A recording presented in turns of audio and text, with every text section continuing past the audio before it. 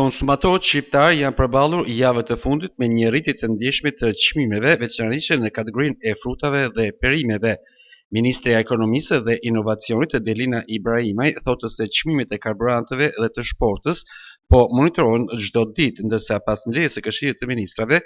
ajo deklaroi për gazetarët se pasojat e luftës në lindjen e mesme kanë efekt minimal në ekonominë e vendit tonë. Ministria shtoi se do të mbrohen shtresat në nevojë. Që nga mesi muajit mars,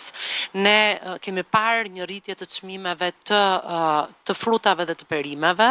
të cilat kanë ndikuar në shportën e përgjithshme të çmimeve. Vërteta është që në fakt inflacioni në muajin mars shënoi 2.6% me rritje të lehtë, megjithatë kjo kategori, sidomos e perimeve, ka pasur një rritje. Ne që prej fillimit të krizës kemi monitoruar me bazë ditore çmimet në njësi tregtare, qoftë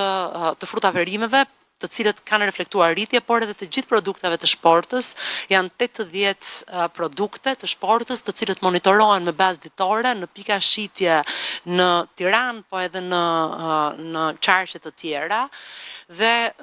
në fakt reflektimi rritja ka ndodhur vetëm në këtë kategorinë e perimeve, ndërsa të gjithë kategoritë e tjera të ushqimeve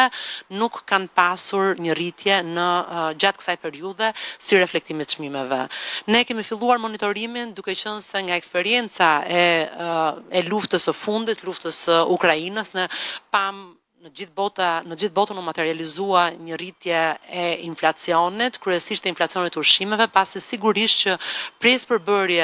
përbërëse e kostos së prodhimit janë karburantet, është energji elektrike, të cilat çojnë në rritje edhe të prodhimit të produkteve të bazë të shportës. Dua të garantoj publikun që ky është një shqetësim i cili monitorohet në mënyrë të vazhdueshme qoftë nga Ministria e Ekonomisë, Ministria e Financave, Ministria e Energjetikës, pra çështja e çmimeve, dhe diskutohet në çdo mbledhje të Këshillit të Ministrave, pasi ne padyshim do të kujdesemi që të subvencionojmë të gjitha ato shtresa në nevojë, pensionistët apo shtresat në nevojë të cilët janë me të ardhurat të ulta dhe nuk mund të përballojnë një rritje të çmimeve, njësoj siç kemi bërë dhe në të kaluarën. Ministria e Ekonomisë bëri me dije miratimin e projektligjit për përjashtimin nga tatimet në vend të atyre rezidentëve në Shqipëri që gjenerojnë të ardhura nga vendet e tjera, ndërkohë nga lehtësirat fiskale do të përfitojnë edhe kategoria e të verbërve.